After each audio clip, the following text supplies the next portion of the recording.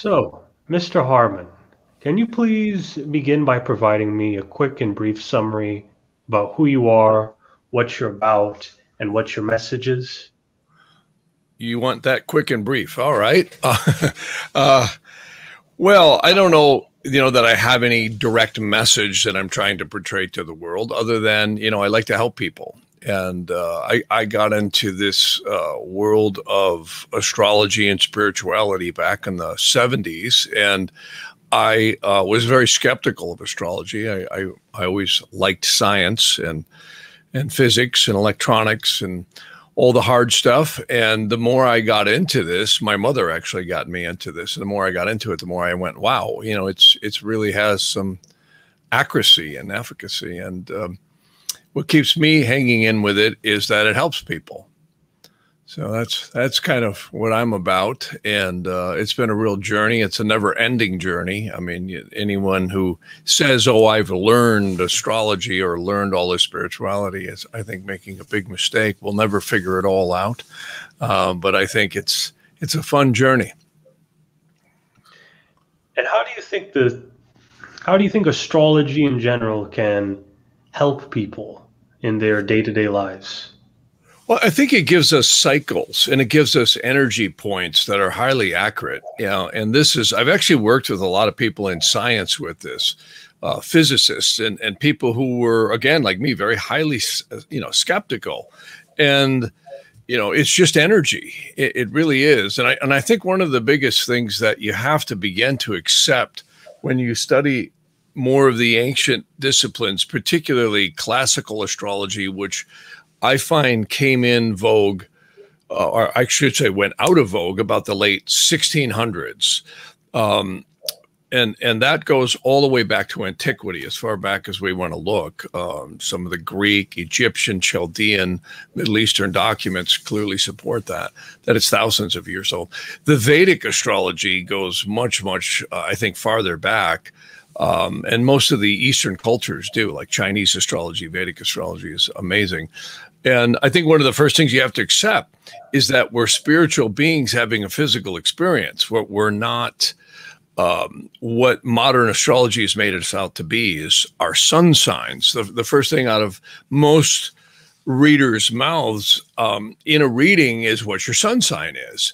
And there's certainly some efficacy to that. But when you get into Nadi astrology and Vedic astrology and the older Greek and Egyptian paths, it's clearly evident that we're not our astrology, we're experiencing it. And the karma that we came in with, both good and ill, is why we have what we have. It's pretty safe to say most people don't call astrologers, psychologists, and psychiatric help people to tell everyone how great their life is. Usually when life is great, everyone's out running around and enjoying life, which is what they should be doing. And I think astrology gives a guiding light as to the hard cycles. I even find the medical astrology, and that my mother was actually in medicine. She was a specialist in hemodialysis. And that was, I think, one of the really intriguing things that got me was Ayurvedic astrology and medical analysis using astrology, even though I have great respect for allopathic medicine and what it does. But I also think the medical astrology adds something to the equation that you can't get with scientific reductionary methods. I actually have a book, you probably can't see it, but back here on the shelf, it's literally a book. It's from the 40s. And this is very, very, late. Here, I'll show you if I can get it in front of there. This is put out by a number of doctors who clearly had found cycles in astrology were fantastic in terms of why something was imbalanced, even though the science and the allopathic showed very accurately what was happening. That might have showed why it was happening. And, it's very interesting stuff. I have found it amazing. When my son was very young, my wife would be very worried. Oh my God, he's got 104 fever. And I would literally cast a chart and say, well, it'll be gone by this time, by timing the moon. And sure enough, it was. And he's running around, jumping around. You know, it's amazing. It's stunning, actually, how accurate it is. Now, you are definitely an expert in your field, but the other people watching your content, Hmm. what is the best way for them to see it? Like, what is the simple definition of what philosophy is, or what the philosophy of astrology is? Forgive me. Well, yeah, that's a big topic. I think one of the things I do today, and I have to say, technology and the internet, programs like Zoom and like we're on right now, I think has revolutionized the way astrology is being done. And the fact that I'm talking to people all over the world who are looking at location astrology. Location astrology is your birth chart extrapolated across the globe, and it's stunning. In fact, here, since you showed me how to screen share on this, I'll show you. Here is a, let me just see here, entire screen. There we go. Allow. So now you will see my whole screen, hopefully. And if I go over to, can you see my screen? Yeah, so you're going to have to, there, add it to stream. Okay. I have to do that? Yeah, no, I just did it for you. You're good. Oh, you just did it. Okay, perfect. So if everyone could see right now on the screen, this is location astrology. And you can see the map? Yes, I could see the map. Oh, perfect. So you can see, you can zoom out and literally look anywhere in the world. And it's fascinating stuff because every person will have their own personal ley lines. They're also going to have various planetary energies at certain locations. And I've actually worked with a lot of doctors on this, and people who've had health issues, they would say, hey, you know, I'm doing all these different treatments, and is there anything astrology could add? And I would say the first thing, I had one doctor, he said, Jeff, I'm dying. He says, I've tried every, you know, scientific and allopathic thing I can do, homeopathic, naturopathic. Is there anything I could glean from astrology that would help? I said, Jim, his name was Dr. Jim. And I said, go live on a sun line. And he found a sun ascending line, and his PSAs, he had prostate cancer, dropped out of the sky.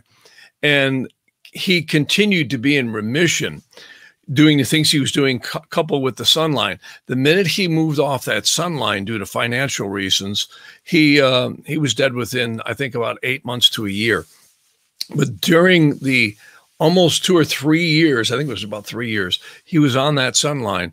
Things, and I've heard this, I can't tell you how many times, where people have said, oh my God, that's exactly what the energies are like where I'm living. And here I can, how do I stop the screen share now? Oh, right there. I got it. Yeah, I got it. I see it down here. Yeah. So it's fascinating and gemstones too. We have found, literally, I had a doctor in ICU take his 86-year-old father, and we were placing gemstones on him, and he had data, triple back data that showed the edges of the heartbeats. The vital signs improved in certain areas when certain gemstones were put on him. This was fascinating stuff. And this is things that they've known for thousands of years. Very good. Now, how do you think people should view you? Because you get a glimpse of an astrologist and you think, okay, is that a doctor, or is that a scientist, or is that a philosopher? These three things. Are you all of these, or are you one of them specifically? Well, you're trying to put labels on things, and yeah, and society does that. I mean, it's very convenient to pigeonhole someone into a slot, and there's always a danger with that because, you know, I have a lot of friends who are doctors I have great respect for, and I have some that I don't, and I think that goes with. I think individuality is something that is really important, that whoever, you know, someone's dealing with should try and find somebody who's being honest and being, you know, as thorough as they can in what they do. I'm not a doctor. I don't give people medical advice, nor can I. And I always encourage people, hey, keep seeing your doctor, because you know, the allopathic testing is amazing and the science is amazing. In fact, it's gotten better today than ever before. The problem that I think has always been the Achilles heel with medicine is the treatments, is looking at how do they treat. The pharmaceutical industry clearly runs the medical industry. There's a lot of great doctors who know that, and they're very much into naturopathic methods, herbs and foods and dietary balancing. It's kind of sad that the mainstream medical industry isn't. And I don't want to get into the medical industry because I don't want to get a lawsuit, because that's what will happen. But I would say I like to view what I do in Vedic astrology as a guide to people seeing when their cycles change.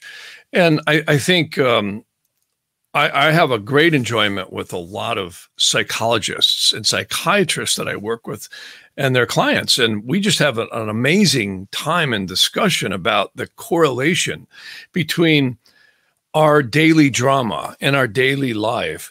And how does this information give us direction and guidance and insight? And I think that's kind of my job, is to try and translate this information into a practical, usable method. Because, you know, when you start talking about planets and signs, and, you know, astrology is very complex when you look at the geometry and the modalities that are used. You could talk to 10 different astrologers, you're likely to get 10 variations on interpretation, which all might be similar. But it's really going to come down to how much research they've done and how much experience they've had, and also their innate personal ability to translate it. You know, it's a language. Exactly. And what do you think are the things, how does the process of diagnosing and treating your patients work exactly? So if I were to come to you as a patient, would you be coming to me more as a primary care doctor and kind of just looking at everything and seeing what needs to be done? Well, first, I'd be very careful. I would never call a reading person a patient. I would never, they're not patients. I'm not a doctor, and I can't give medical advice. And I would say that what I tell people is take this information, and then from there, you could view it however you wanted. And discuss it with your doctor, you know, because that's one dangerous area you cannot play with. You cannot, if you in astrology try and diagnose diseases and prescribe treatments and healing and all that, is very dangerous. That's the area of doctors, not astrologers. I think what's great though about astrology, and many people have become frustrated with some of the analysis and results that they've gotten, or more importantly, maybe the treatments. And again, I can't prescribe any treatment or anything like that, but I can certainly make suggestions as to areas they can look at. You know, like for instance, here's a good example. Take me. About 2.5 years ago, I really had some severe issues, really got toxic. And I noticed in Vedic astrology, I had some really accurate conditions depicting that. Now, out of prudence, I went to a doctor and I said, what do you think? And he said, well, you've got this, this, and this. And he said, we could treat it with this pharmaceutical. And I actually found that pharmaceutical helped. So I'm not anti-doctors or anti-pharmaceuticals. But I also knew that that would arrest it in the really acute condition. And then I knew as soon as the astrology ended, it ended. I mean, I just cleared up like magic.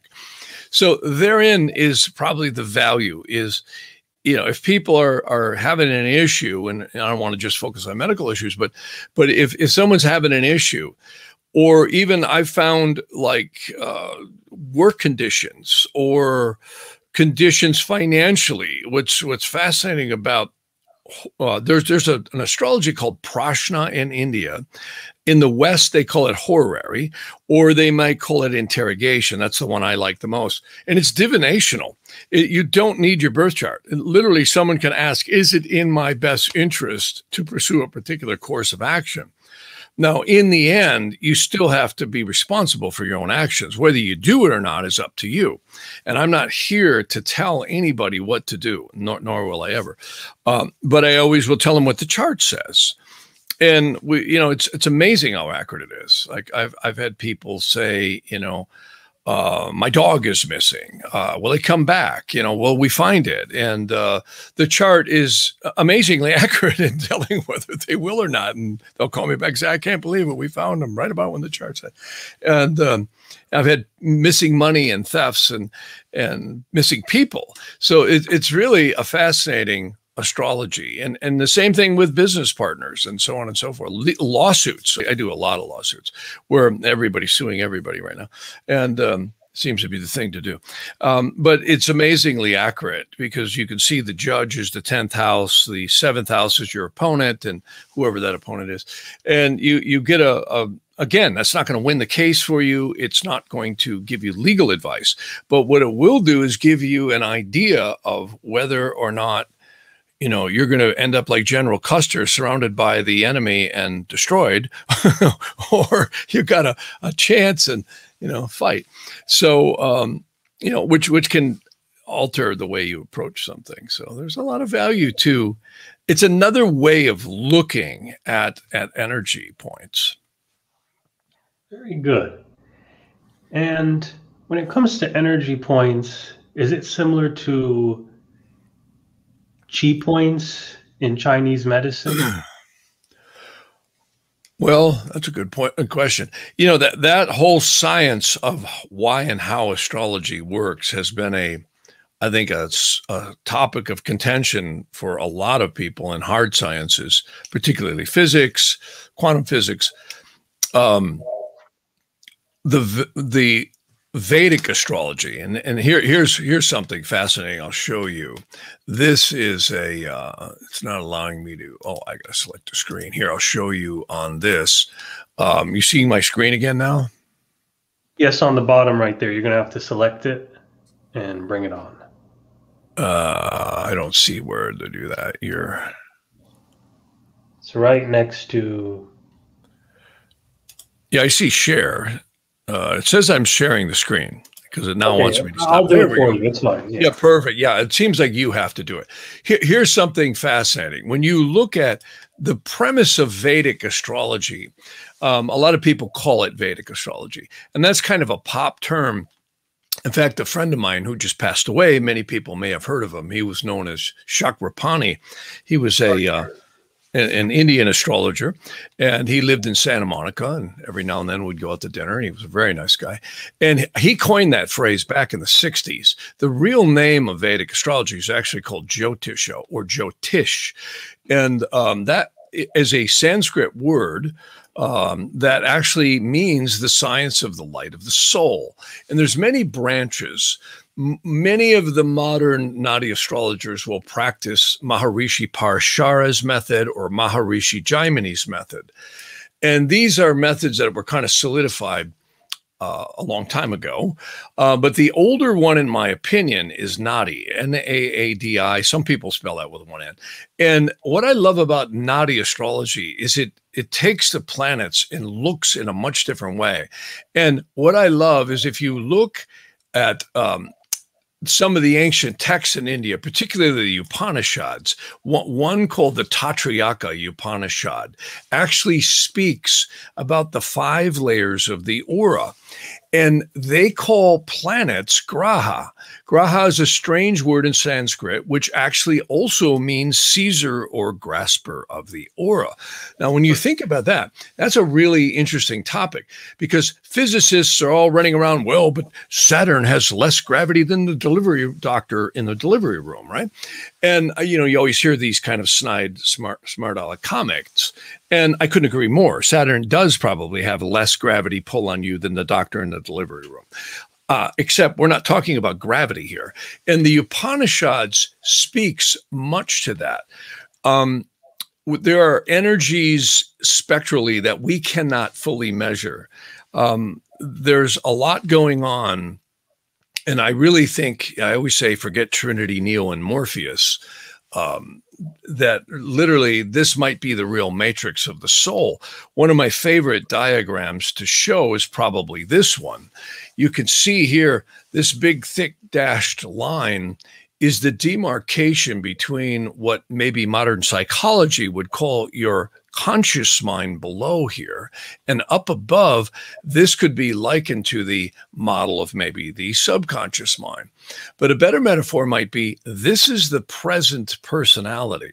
It's what we think and what we believe right now. And like the very famous and dear friend of mine who just passed away, George Carlin, the comedian, used to say, they beat you over the head all the day telling you what to believe. Well, that's why, because our conscious minds are very malleable, but yet we have influences that are inexplainable in psychology and psychiatry as to why certain people have personality traits or influences that are not rationally explainable. Like, for instance, environment that a person grew up and exposures to various different mindsets, etc., don't seem to explain why certain people end up the way they do, nor does genetics.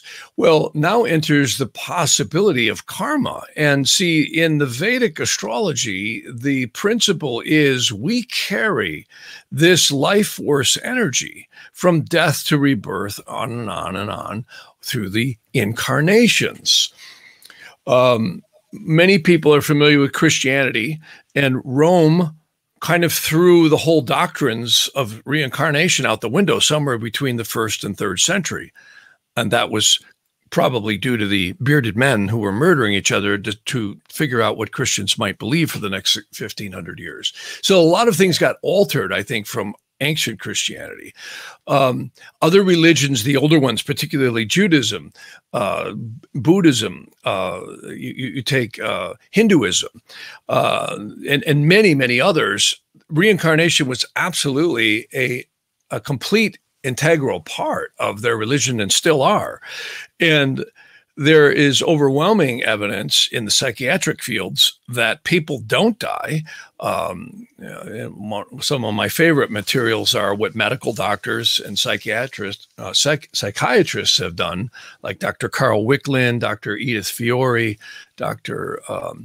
Fry, and many, many others, Baldwin, have published just exhaustive volumes on, evidence that people are still there, their consciousness at least, after they die.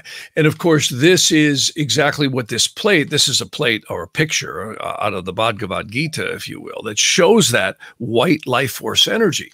Well, back to this diagram and Vedic astrology, you literally are creating maybe a fresh slate on this personality during this incarnation. And they say it begins in the womb. Well, what's interesting is something's influencing us, and that's where the cycles of astrology become absolutely fascinating. See, if you look at Saturn, its glyph, it's the cross over the crescent of the moon. See, look at Jupiter. It's exactly the opposite. It's the crescent of the moon over the cross. See, everything, all the glyphs or icons of the planets come from combinations of the circle, which is the sun, the seed of creation, the moon, which is the crucible of creation, and the cross, which you can see down here, not only represents what it represents in Christianity religion, but it also represents sunrise, noon, sunset, midnight. It also represents the 4 archangelic elements, earth, air, fire, and water. So this gets way down the rabbit hole when you start looking into the ancient symbolism. You'll see, look at Venus is the sun over the cross. Mercury is all three, the crescent over the sun over the cross. And the ancient symbol of Mars was the cross over the sun. So you're getting a much richer, deeper look into the symbolism, I believe, of creation. And we're all experiencing what we experience through our lives. And I think one of the powerful efficacies of Vedic and also the Western astrology shows when Saturn makes certain cycles, particularly transiting the moon, known as Sadhisate, or Saturn returns, or hard aspects to the sun. we're all going to go through trials and tribulations. So this is fascinating, fascinating stuff, because the accuracy is amazing. And even some of the most skeptical that I've talked to have said, well, you're right. That was a challenging time. That was a good time.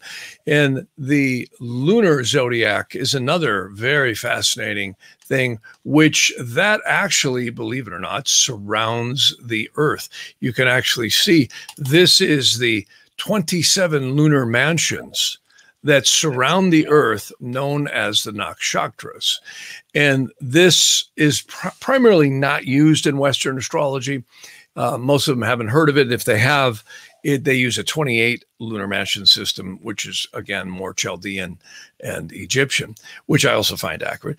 But this is fascinating stuff, because they say when the child exits the womb, well, if you look at the tree of life, which is probably a very fascinating diagram that depicts this, and I always love to show this. If you look at, dad puts the seed in mom's womb, right? And the seed nurtures, and where does the child end up? Between mother's feet in the delivery room.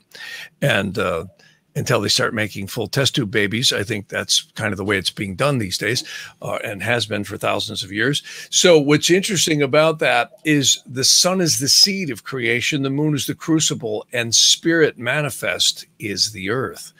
And that's the way Vedic astrology looks at it. And that's why the Eastern horizon, which many astrologers refer to as the ascendant, which is what it is where spirit becomes manifest. That's why the East, even in feng shui and vastu and many practices of balancing energies, I do a lot of vastu for people, which is fascinating stuff, on how to make your house more balanced, or your business, or your office, etc. So that's really powerful stuff that all, again, balances to the energies of creation. It's fascinating stuff. Very good. Yeah. So what personally got you into astrology to begin with? What was sort of the instance or that person that came into your life that motivated you to begin all of this research? Oh, my mother, clearly. It was my mother. She, I was driving in the mid-70s, and she had been pegging my girlfriends to the T. And I said, what are you doing? I said, this isn't mother's intuition. I said, you've got to be doing something else. And she would say, well, I've got their chart.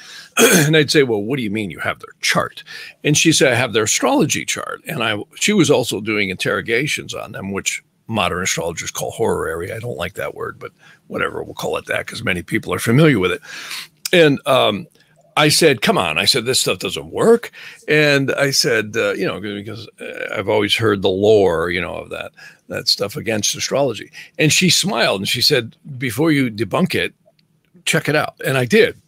And it really captured me because it was scientific. It wasn't just, many astrologers, and I don't mean to say anything denigrating to anyone, because there's a lot of great astrologers out there, but we tend to find this modern day stuff of, oh, you're a Pisces, you're an Aries, you're a this, and they'll go off and off and off and about. And what I loved about my mother is she was into some real astrology. She had studied with some very good people, which I had the opportunity to study with too, some of them. And it really set, I think, a foundation for me that made more sense, because it was rooted in geometry between the planets, the aspects, the geometric aspects. And many astrologers have heard of, conjunctions and sextiles and trines and oppositions. And these are all very, very interestingly geometrically laid out. And even the skeptics who say, yes, but the constellations don't equal where the stars really are. And they're right about that, though sidereal is closer. I don't think we're dealing with just a direct analysis. We're also dealing with a spiritual construct that is around this world. And again, even the most skeptic has to admit they feel sunrise, they feel noon, and they feel sunset, and they feel the seasons. So the celestial energies, and that's really what I think ancient astrology is astronomy. And prior to I would say, the modern era, which was the age of reason, which really came in with Darwinism, and we started seeing all of this fall apart with the age of reason and science. And the age of reason and science has brought us a lot too. But on the other hand, the ancient astrologers were called astronomers. Here's a fascinating 2-volume book. I'll just grab 1 volume. This, look what it's called, The Book of Astronomy. Okay, this book was written in the 11th century, actually the 12th century. It was written in the 1100s. This is, of course, a translation. And that was written by Guido Bonatti. He's one of the later astrologers that was citing the ancients in Egypt, in Greece, in Chaldea, in Mesopotamia, which we now know as Iraq, what's left of it. And the point is that the whole science, Galileo, many of these people, Newton, they were all astronomers who did astrology. And people dispute that, and there's overwhelming evidence. Benjamin Franklin, the founder, one of the founders of the country, certainly was enamored with electional astrology. Washington, D.C. is an Egyptian temple. Literally, it's been laid out by a French architect. It had much electional astrology used in the laying of foundations, particularly the Capitol. And it's safe to say in the modern era, it's certainly dominated the world. We certainly print the money at this point, so far anyhow. But it's very fascinating how ancient astrology got lost, and there's been a huge effort to restore that in probably the last 30, 40 years. And I'm glad to be involved in some part of that. It's a lot of fun. And why do you think astrology as a community is not at the position where you personally want it to be? I'm just assuming. You can give me your answer on that. Well, I think it's not a hard science. When you have physics, I know I used to teach a class, continuing education units at a college. When you have a structured secular, curriculum that's, set, I think astrology is rediscovering itself, and it has been for a long time. And I give credit to a lot of the translators who are bringing forth many of these documents out of Hebrew, Egyptian, Greek, Sanskrit, Hindi, Tamil. There's so many. I mean, it's so complex how, and what's fascinating to me is how diverse astrology is across the globe. And yet it was found in every culture. And there was no American Airlines, there was no Zoom, there was no telephones. And yet this science is ubiquitous across the globe. And they're all relatively the same. Vedic astrology and Nadi astrology to me is really, I think, something I find probably one of the most amazing. And because it really is the science of the light of the soul. You can see when people exit the body. Now, we call it death in the West, which it is, but they refer to it as the end of karma for this lifetime. And the principle behind the philosophy to that is that we come here to purify and rectify the soul. Now, people say, oh, that's very Buddhist and very Hindu. And I say, well, wait a second, because I can show you Hebrew documents, and they are exceedingly detailed. One of my favorite is the Sha'arei HaGilgam. Sha'arei means gate, and HaGilgam means cycling of the soul. It means the gates of reincarnation. Now, this is a Hebrew document that is actually not very old. It was penned somewhere in the 14th or 15th century. I believe it was the 15th century. And this is citing things that parallels the Western Bible to the T. What it does is it gives clarification to, I think, a lot of ambiguities that are in the Bible. And it parallels so much Eastern documents as well. And I think what's happened is we've had a lot of executive decisions made by religious leaders, particularly in the West, who have eliminated a lot of documents that absolutely tie in these great truths, which are, again, revealed by Vedic astrology and some of the older principles.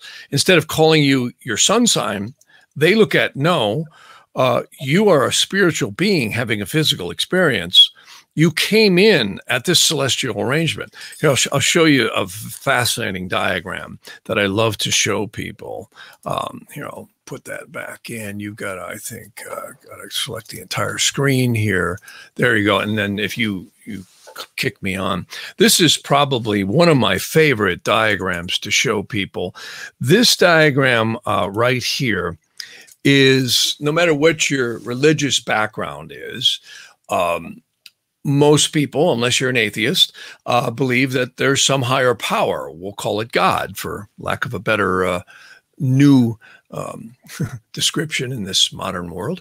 I'll call him God. So, or an androgynous force, if you will, that is very holy and divine. It's above all creation. And they say your soul in these philosophical constructs is created right about here. There's no astrology up here. This world of absolute's a strange word in Aramaic and Hebrew that actually refers to the divine emanation or creation of souls. And it's believed to be ruled by these classes of angels, the seraphims, the cherubims, and the thrones. Again, there's no astrology up here. There's no rotating heavens. They say there's 49 dimensions and 49 subdimensions here. The next worlds down is called Braya, which is where the waters of creation start to coalesce into denser realms, you could say. And these are the angels that rule that, the dominance, virtues, and powers. Again, there's no rotating galaxies here. It's literally hundreds of dimensions. By the way, there's 49 dimensions and 49 subdimensions believed to be in here. The third world down, called the Yetziratic dimensions or the Yetziratic world. For anybody listening, many people are familiar who've poked around in the Kabbalistic halls, if you will, of the text called the Sefer Yetzirah. Sefer means book, Yetzirah means creation. So notice the word formation here. This is where the rotating galaxies are. And they claim, and this is a mind bender, that literally there are 49 parallel universes and 49 subdimensions in each one. I don't know about you, but that's pretty hard to wrap a human brain around. That is 49 parallel universes. Yeah, it's huge. Yeah. So notice we now start to see the familiar archangels, intelligences, and spirits. Just to give you an FYI, they claim the Milky Way might be way down here, and God literally only knows how big these universes are. I mean, no one's figured it out. We're talking about galaxies that are light years apart, and some that aren't even detectable. They're so far apart. And our little solar system on the speck edge of the Milky Way is right about here. Well, notice the last worlds, the worlds of Asaya. Asaya means action or the astral planes. One nickname given to this in many ancient texts is called the pouch of the slingshot, which is where disincarnate souls, we call them dead people, go and seem to reside at various different dimensions. They claim there's 49 dimensions and 49 subdimensions in this Asaic world, if you will. And of course, this is a Western depiction of the fallen angels. Now, usually we get a guy with a suit, tie, and a microphone telling us about the devil, but this here is a little more complex because you have Lucifer, Satan, Belial, and Leviathan, which isn't just quote unquote the devil. Many people will call Satan the devil. Other people call Lucifer the devil, but it gets a lot more complex. And what's fascinating is if you go into the Hindu or the other religions that call them different things. We call them angels and demons. They call them deities or archetypes or whatever you want to refer to it in that particular language. So you change the names and the structure seems to be pretty close. And here we are on what I like to call the soul cauldron, the earth. So again, do you see how much deeper this whole outlook is from, oh, you're a Pisces, and Pisces doesn't like Aries or whatever else we're told. You know, the philosophy behind Nadi astrology and Vedic astrology is you came here to purify and rectify the soul. And interestingly enough, the same thing exists in the West. Had Rome not adjudicated throwing out the doctrines of incarnation, which were in original Christianity, we would be hearing about that too. Now it's relegated primarily to Judaism, which is, again, the Shari Hagilgam and many other amazing texts. And there, where does astrology fit into all this? Well, it's the celestial mechanics of what's happening to all of us in what we call time. Time is what we get when we're in these meat suits called bodies. And we're all going to leave these bodies at one point in time or another. Some of us will live old, some of us will not. And that is why I like looking at it from this perspective, because I think it gives us a much healthier spiritual perspective than just, you're all sinners and you're all going to hell, right? Which is kind of what we get from a lot of the religions. Not all of them. Some of them are okay. And some of them are very good. But it's interesting stuff when you look at it from that perspective. Very good. Very good. And where do you think purgatory falls into all this? Well, see that now you're talking in the realms of the Sharia Gilgam and many other texts. I think it's very real, but it may not be exactly from what I can glean. And I don't think, and I'm being very humble here because I don't think anyone knows 100%, but from what I glean from most of the texts is that it's a purification or rectification of the soul. Many of the doctrines in Nadi, the Vedantic, as well as the Hebrew, claim we may come here hundreds, maybe thousands of times in incarnations before that soul is purified and rectified. They claim that dependent upon the blemishes that are in the soul, which is a combination of things that have happened to your soul root in coming to these physical dimensions, combined with what you did on this planet, the actions you caused here. And this gets into a whole realm of karmic divisions. And that's again why I like the Hebrew and the Vedantic stuff parallel together, because they tend to categorize things in a way that our small minds, or at least my small mind, can relate to it. Because you have to remember, our human conscious minds, we think with a combination of emotion and deductive reasoning. And we're not linear. We're not like computers. We're never going to be. As educated as we get ourselves and as many numbers or letters we put behind our names in the universities, we're still human. And we tend to process things with an emotional combination to logic and deductive reasoning. And they say that the purification of the soul is a combination of what the soul root has, the actions in this lifetime, and the shared karma you have with soul connectivity. Often we are incarnated through the parents that we have karmic lineage to, not genetic, but karmic, and maybe genetic, obviously, as well. But and they say purgatory has many levels. And again, that's kind of a Western Christianity term, because immediately you think of, someone whipping someone in hell, Yes. I think it's from, and again, I'm not going to sit here and claim I have the answers, but there appears to be, from many of the documents I've researched, it actually may be a good thing, where the incarnations on this planet are part of that. They say death itself is a part of purgatory. I think heaven and hell, some of it's right here, not all of it. The astral planes there appears to be a barrier connected with Saturn in this solar system that releases the soul. I call it the escape from Alcatraz line. It really does appear, the ancient astrologers had it right, that Saturn is the karmic representative of where you're at.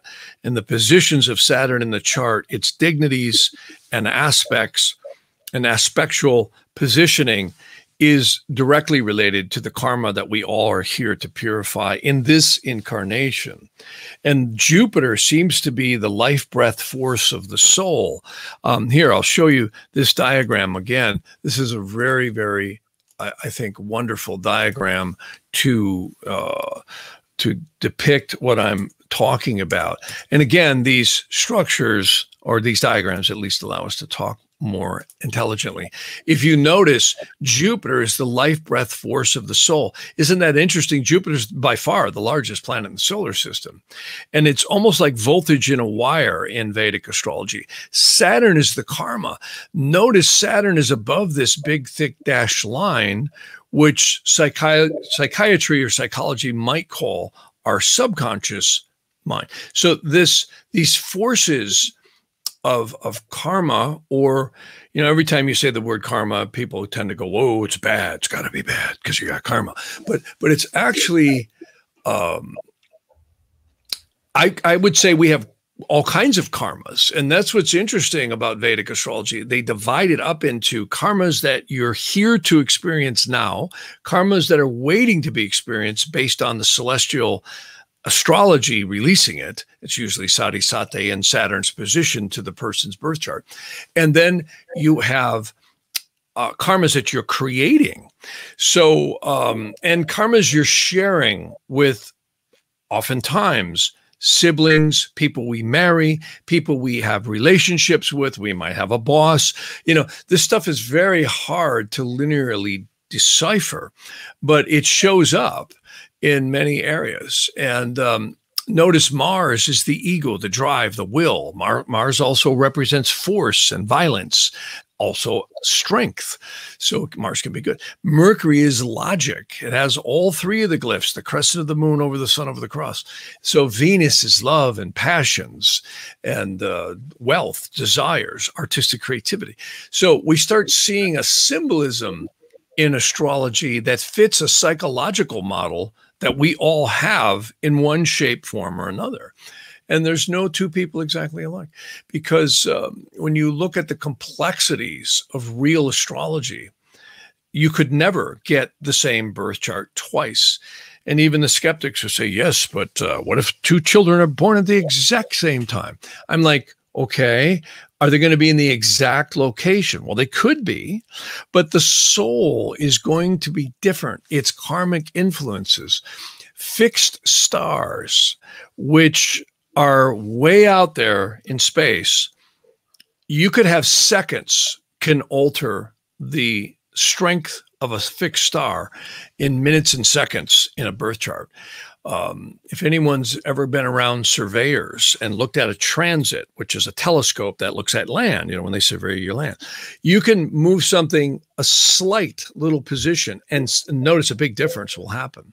So when you look at the geometry of celestially, what's happening at an incarnation, meaning when a child is born, it doesn't take much to alter slightly the variations in it. And I've had that where I've done a lot of readings with twins who were born 3-4 minutes apart.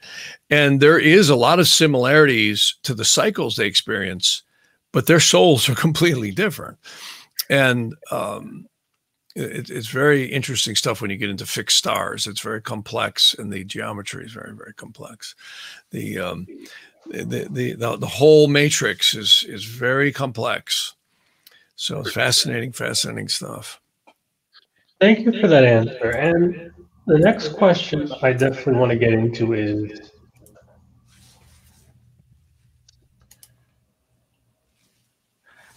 why specifically do certain people have talents? Could that be due to the fact that they were born in a certain instance? And this is just an observation I have, but you talk a lot about planets in a similar way that a witch I interviewed talked a lot about crystals, how different things have different influences. But anyways, just focus on the question I just asked you. I was kind of dancing around there.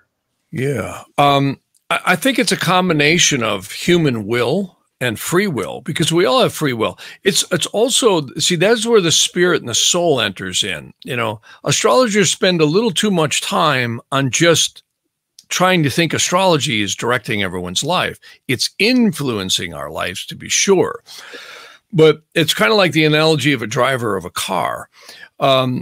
You know, you could be the best driver in the world. If you're observing all the energies coming at you, you're probably not going to have an accident too easy. You still could have one, right? The wheel could fall off and you crash into a telephone pole. Well, hopefully that never happens, right? But it can. So here's the point. I look at the driver's free will, like where they want to go. I'm going to the grocery store. Okay, great. So that's your free will. But the vehicle and the road conditions are more like the astrology influencing you going to the grocery store, right? If there's a shootout and the LAPD has the street closed off, well, guess what? You're not going that way, right? You got to go 3 blocks down and around and come back in and go to the grocery store that way. So you were influenced by a condition. That's very analogous to astrology, whereas free will is much more analogous to the soul and the spirit. Because, and when you talk about talent, like one of the guys that I was looking at just recently, I love to look at a lot of celebrity actors, particularly some of the old Hollywood actors. And one that came across my desk recently was Eddie Van Halen. Eddie Van Halen, as we know, just died. He was the famous guitar player, rock and rollist, who probably took the world by storm. And he was literally, in my opinion, a virtuoso. Whether you like rock and roll or not, you have to admit the guy was pretty good. I mean, he played on Michael Jackson's Beat It. He played on so many amazing records. And, you know, when you take people like Quincy Jones and these virtuosos who are just stunning talents in whatever field of endeavor they are, their astrology does show that they have a propensity in those directions. One of the really fascinating, there's been many scientific analysis done on athletes, on business people, et cetera, who you can see their innate talents were shown in the astrology. But I would also couple that with, they might have gotten that astrology because of their soul's desire, their soul's free will. And that's something in this day of artificial intelligence and modern world that I think is really good to bring up. We are not our astrology. We're experiencing and influenced by it, but our free will and spirit is what drives. And I think people who aspire to can develop talents that are amazing, you know, even in the light of great adversities. Wow, that is very interesting. So you could kind of say astrology looks more at the free will in nature, but then it's also nature versus nurture. Yeah, it does really show the pathways that are likely more to be easier for an individual. You know, I'm always getting in readings. Again, I have to say Zoom has been such an amazing tool because people are able to make a video of the recording session of their reading. And they'll often say to me, how did you know my dad was that way? You know, or how did you know he loved me? Or sometimes I'll say, oh my God, your father was horrible to you. And they'll say, oh, how did you know that? Well, in Nadi astrology, the father is the sun and the mother's the moon. You see, and when you look at these analogies, you go, wow. Now, that doesn't mean the person is going to be successful or not successful because of that. In fact, sometimes having a parent that's really hard on you drives you to be more successful. Other times it screws you up for the whole lifetime. And, you know, so this is indicated in the chart And I find there's angelic influences on the angles, particularly the ascendant, the midheaven. They're literally angelic forces that show, and they're shown by fixed stars and other angular sidereal stars, which are amazing, in the lunar mansions. And you really scratch your head and you go, wow, we really are in a matrix here. I have to tell a quick story. I'm going to go back to a share because I love to cross-correlate reality to the celestial matrix of astrology. And one of the things that, here, I got to go to that screen. There we go. One of the things I love about this particular diagram that we were looking at before is they say there's a guardian angel for each one of us souls in the Yetziratic world. And they say that angel actually chooses the parents that are appropriate for the experience that we need to get in these incarnations called lifetimes. And they say they attach the embryo, the spirit and the soul, to the embryo at conception, not at birth, at conception. And they say the period of gestation, which for most children is about 9 months. It's not always that, but it's pretty close to 9 months for most women to, come to term on pregnancy. So they say when the child exits the womb, that's when the spirit, psyche, and soul are permanently tied to the body. It's attached at conception, and we're believed to be in converse with this angel. And then at birth, which starts at first breath.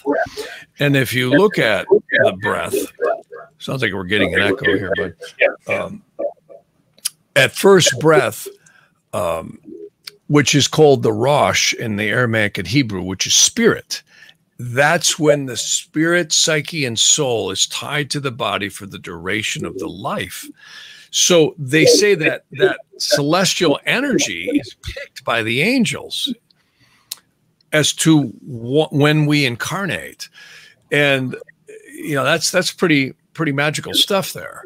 And, if anybody wants magic, there it is. That's divine magic, called creation and life, and far beyond, I think, human comprehension will ever fully grasp when it's all done and said. So it's very interesting stuff. And notice again, we're blocked. They actually say this mark that we all have beneath our nose is the mark the angel makes to make us forget. And that's depicted in this diagram by this division of this black line from our present personality and our, you could say, upper divine self. So Earth seems to be a really special place. I think that's why the first Matrix resonated with so many people, is because it was this, extricating Keanu Reeves out of this reality called the world into this other world. And of course, I don't think it's directly analogous, but there was, I think that really struck a chord in people because it did have a lot of analogies to maybe the way it possibly is in a different sense.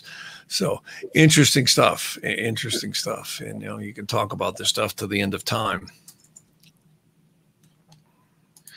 Excellent. Can you kind of provide some information on what you provide sort of to your audience, your products, your services, maybe your books or any I don't have any books yet. I haven't really, I've been so busy, I can't write them. I'd like to. And I'm very careful too, I'm very humble. The stuff that I study, I have so many books. I mean, you're seeing a couple there. Believe me, if on the other side of the room, there's a case of cases and cases of books. I don't even have enough bookcases to put them all in. But the thing that I would say, and sometimes I can't even believe I've read them all. I go, wow, I read this. Yeah, that was 30 years ago. But I'm very humble with books because, anytime you write a book, you have to make a definitive stand that this is the way it is, or you're portraying information. And I would say that my main thing now is not so much selling books, but again, helping people. I spend about 40 minutes before I go do a reading for someone, a full reading. And I do location astrology, I do Vedic astrology, and I do the tropical transits and progressions And I look at a lot of the cycles, and I literally have a whole page of notes, and I do the progressions in Nadi astrology throughout your life. And I find those very insightful, because what pleases me is when I can help someone see that, hey, you know, you might be depressed now and life might not be going good, but you've got a cycle coming up that you want to be prepared for. And this is where free will, and where I really do agree a lot with positive thinkers. Like, I have many people, they go to Tony Robbins, they go to many of the self-helpers and thinkers, which I think is great stuff, by the way. But on the other hand, a lot of them go and they get depressed because, you know, geez, I took all these courses and nothing's happening to me. Why not? Well, it's kind of like waiting for, you know, an airplane. If the airplane isn't opening its doors and letting you in and ready to fly, you might get pretty bored sitting there. So what I like about looking at these phases and cycles that astrology offers, we can see, you know, it's like the surfer going to surf. If you paddle your surfboard out and there's not going to be any waves today, well, guess what? You probably might have been better off staying home. On the other hand, the other surfer might go, yeah, but I got to wax my surfboard and I got to be prepared. And I was out there and I was watching, you know, so there's a lot to preparation and talent and study and skills, so that when it comes time, when your wave does come, and that's where astrology is really fascinating, because we all are going to have the ebbs and the flows in life. We all get them. The average individual will have the progressed moon, which is one of the most predictive things in Vedic astrology, or in tropical astrology too. The progressed moon, when it hits your 10th house, you're up the bat. That is like a 7-year peak, so it's between 5 and 7 years. And I have seen that twice in my life. Both times I had amazing experiences and exposures to things that were fantastic. And you also find where the ebbs are. And there's a great value to that, because a lot of times when you're not in a peak of life, that is the time you want to be studying. That's the time you want to be preparing. That's the time you want to be researching, building new foundations, or what have you. So there's great value to looking at these cycles. It's not predicting the future. It's predicting the energy points that are specific to each one of us. And there's a great value to that. You know, that's one of the first things they teach you in driver's ed, right? Be prepared. You know what a red light means, know what a green light means, know what the road signs mean, right? If you see frost on the road, slow down. So it's all about understanding and navigating your own personal roadmap. And I think it parallels beautifully many of the things that are taught in positive thinking courses. You know, there's nothing more powerful than the human psyche, than our will, our drive. That's the magic right there. That transcends any astrology. That transcends any life. It appears to carry with us lifetime after lifetime. So I like to look at astrology from that standpoint. What can I do with what I got? You know, what can I do with where I'm at, and then know where my high points and low points are going to be, you know, and that's, you know, you take anyone who studied, you know, business, military, strategies, all these things can really give us information to better navigate our lives. And I think that's the thing I like to do the most. And again, I can't say enough about today's internet technology, because people can record these videos right on their computers. And, you know, hopefully when I'm done, people have gained a lot of viewpoints on their own lives that can aid them, that can help them. It's really an interesting map. It's certainly been amazing on my life. I got to tell you that. It's been amazing. I'm stunned. My mother, God bless her, she passed away in 1988. I have to say there was low points in my life that I don't think I would have gotten through as easy as I did had I not known that, okay, this is a crap storm now, but that's leaving here. And, you know, I can navigate this maybe more intelligently than I would have had I not known it was there. You know, not that it made it easier, because you're still going to go through it, you know, We all get our rainy days. We all get our rainy days. Yeah. And some people like rain too. There's a lot of value to rain. It grows plants, does all kinds of things. And that's the way to look at it, How do you think the average person can apply astrology to their lives? Like I just said, what we just talked about, looking at cycles. And I think that's what helps today with the Zoom meetings and the video conferencing that I'm able to do, because I go right in and share a screen. Like the United States right now, here's a wonderful thing. Right now, everyone knows we're in a bit of a trying time, right? And here, if you let me show the screen.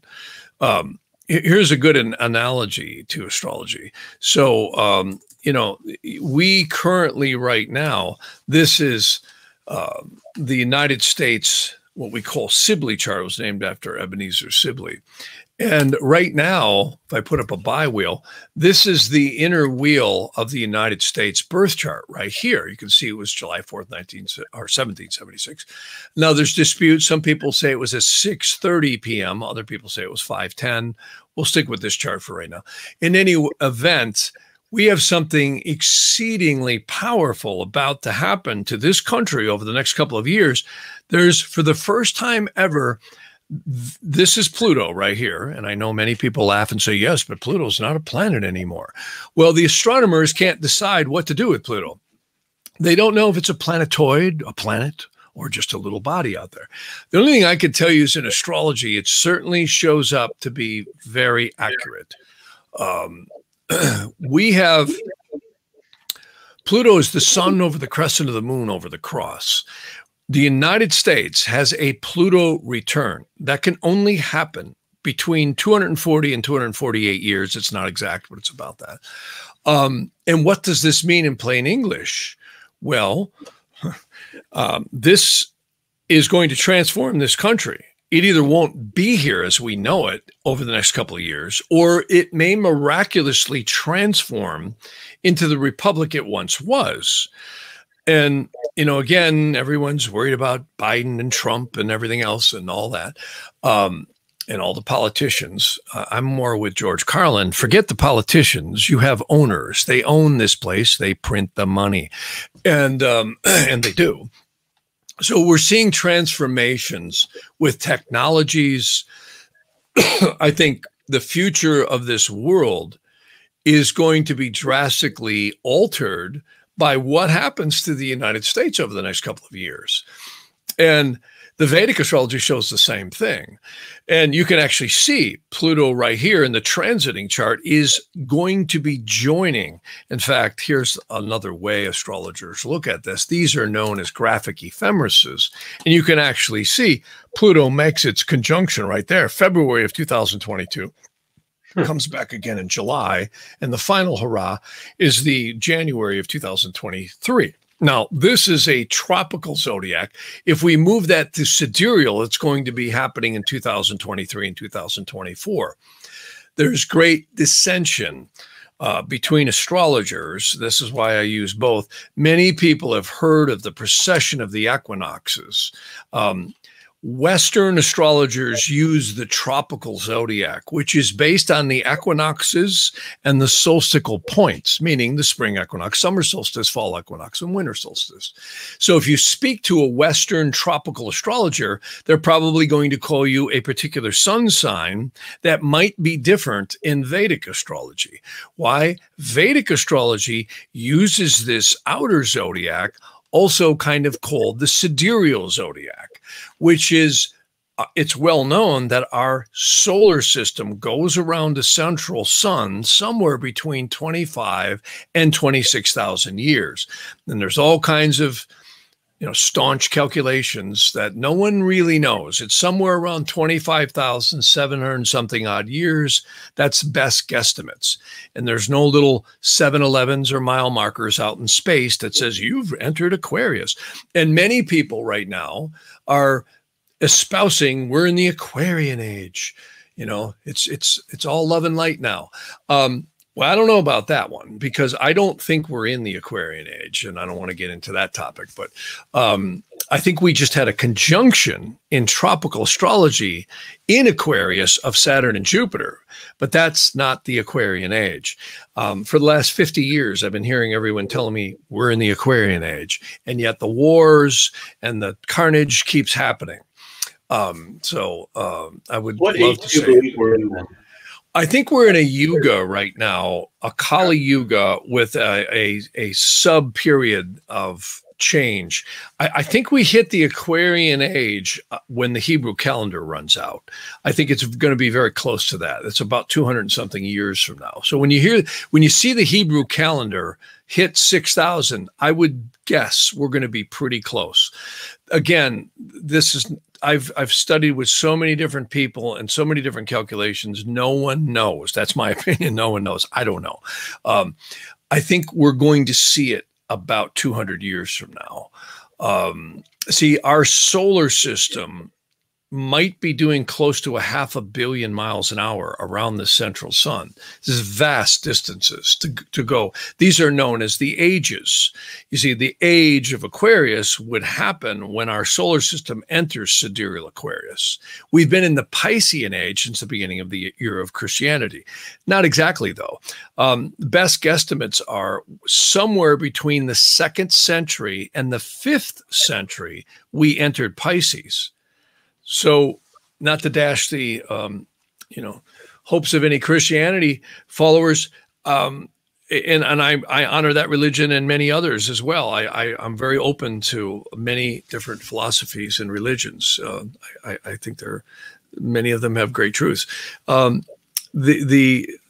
It appears to have happened somewhere between the 2nd and 5th century.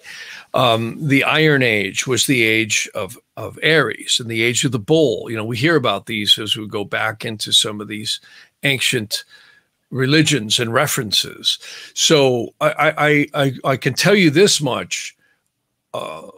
For years, people were asking me on radio shows, Jeff, what do you think of the Mayan calendar?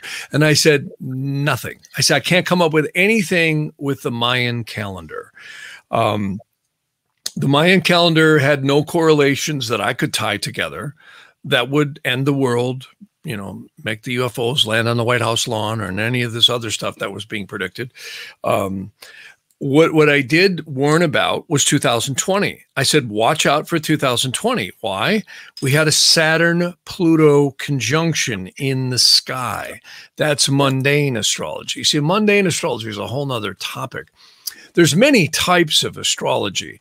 If you look here, the types are, you have your birth chart, location astrology, interrogation and horary astrology is asking questions. Electional astrology is literally that. It's electing a time to get married. I do a lot of surgery elections. I do a lot of,